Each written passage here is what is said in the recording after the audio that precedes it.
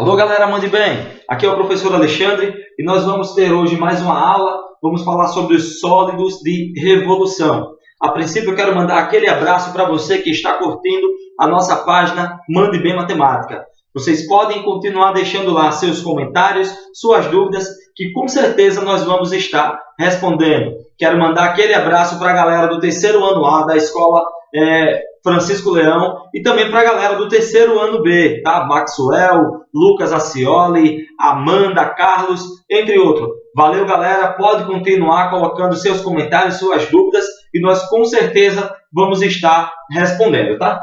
Hoje a gente vai falar sobre sólidos de revolução e nessa primeira parte a gente vai estar falando sobre o cilindro, tá?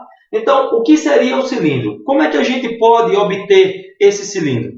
A princípio, vamos imaginar aqui esse eixo vertical, tá bom?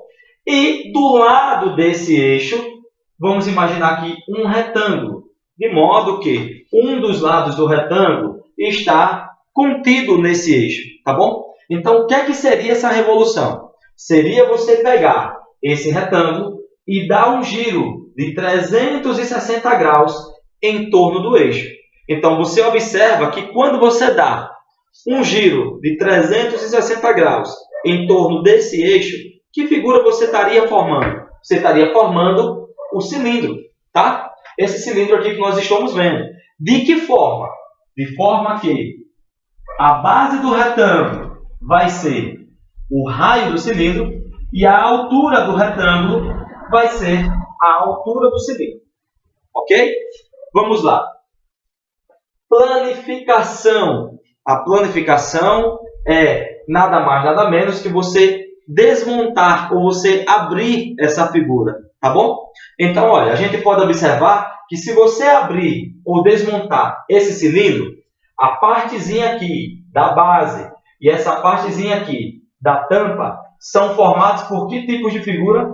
Por círculos. Círculo formando aqui a base, outro círculo formando aqui a tampa, tá bom? E essa parte do meio seria um retângulo. É fácil ver a partir do momento que você pega simplesmente essa folhinha aqui, ó, e fecha ela aqui de um canto a outro, tá? O que é que você está formando? Você está formando aqui um cilindro, você tem aqui a sua base, você tem aqui a sua tampa, e se você abrir esta figura, você vai estar montando aqui, né, a sua lateral, tá ok?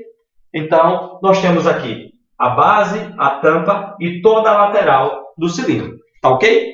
Bom, pode ser também que a prova peça para você encontrar a planificação de um cilindro sem tampa, como, por exemplo, um copo, né? Onde a gente só tem a base dele, certo? Mas a tampa não existe. Como é que seria? Seria somente a parte lateral, que é representada por esse retângulo, e a base.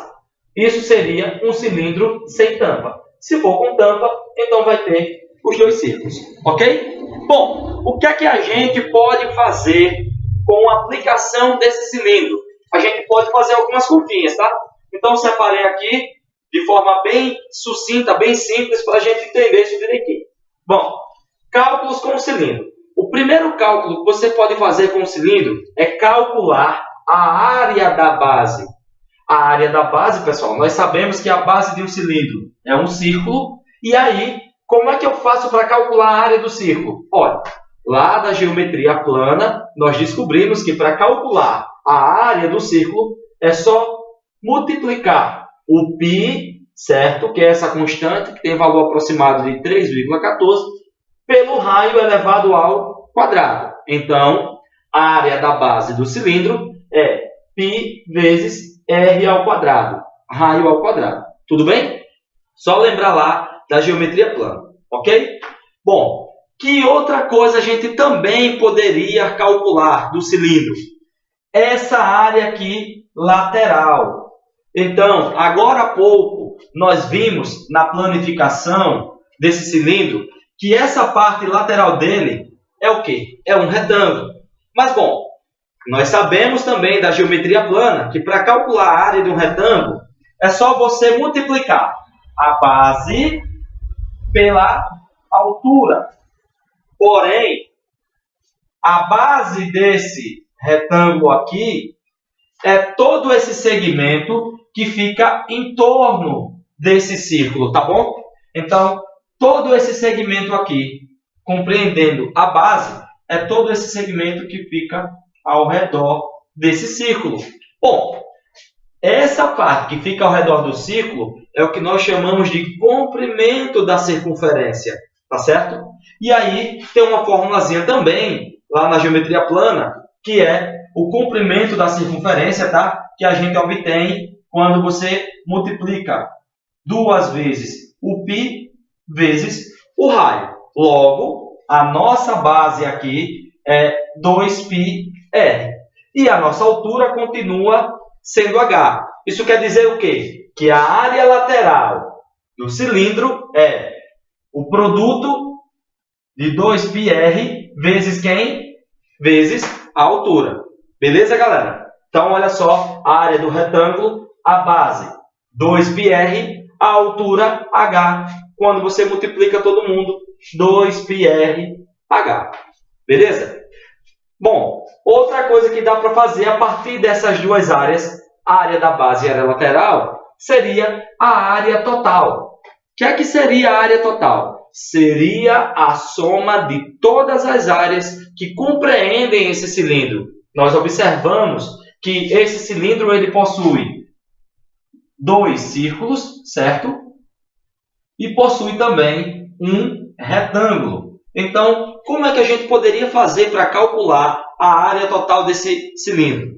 Era simplesmente 2 vezes a área da base mais a área lateral, tá bom? Por que 2 vezes a área da base? Vamos lembrar. A base e a tampa, certo? São 2 figuras geométricas planas, na verdade são 2 círculos, não é assim? E aqui nós temos a área lateral, que é um retângulo. Então, a área total, 2 vezes a área da base, mais a área lateral. Tá ok? E por último, o que é que nós poderíamos também calcular desse cilindro?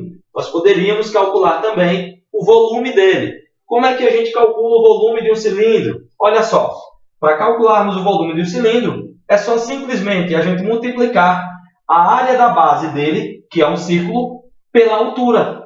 Então, a área do círculo, πr², vezes quem? Vezes a altura. Galera, espero ter ajudado vocês. Continua estudando, continua mantendo conosco o seu contato, colocando as suas dúvidas, tá certo? Os seus comentários, tá bom? E até a próxima. Na próxima aula traremos questões a respeito dessa parte de cilindros, tá ok? Valeu!